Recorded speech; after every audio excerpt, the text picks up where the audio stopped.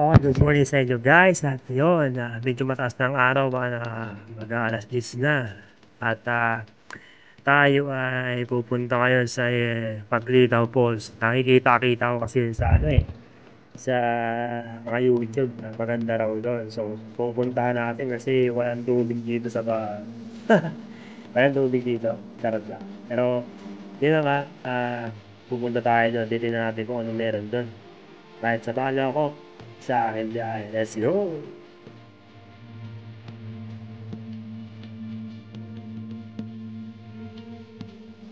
Parang may kakaiba sa throttle ko hindi ko masyadong feel yung throttle. Medyo sobrang mababa yata. Oh my God. Pero anyways, dito na tayo sa Show Boulevard. Alright. Oh, okay, kakanan tayo dito. Alright. Ay, nako. Buti na lang uminit yung panahon. Maganda yung magiging biyahe. Kasi akala ko kanina, uulan. Kaya pahiga-higa lang ako. Pero, ayun pala yan. Basta. Alright. So, let's go. Diretso na tayo.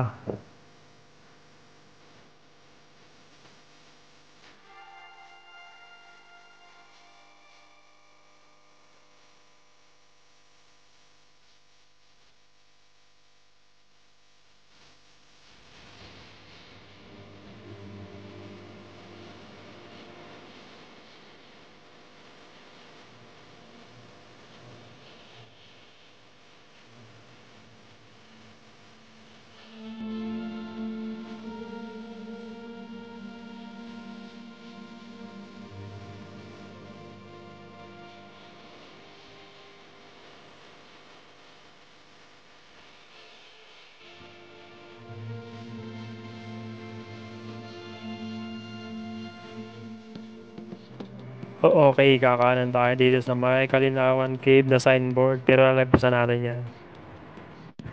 Grabe guys, hindi ko ini-expect na ganito pala dati ito.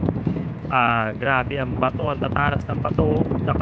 Medyo pasa-pasa pa, parang inulan, kakaulan lang siguro dito kanina or kagabi.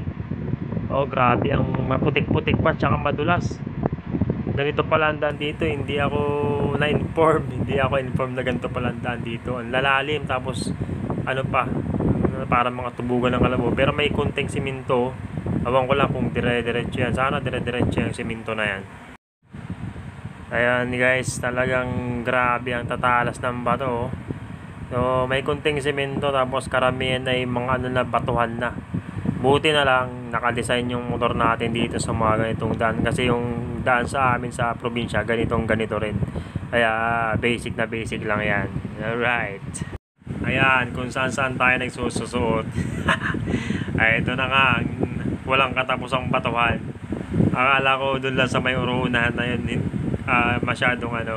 masyadong malalaking bato. Dito, ang lalaki na ng bato.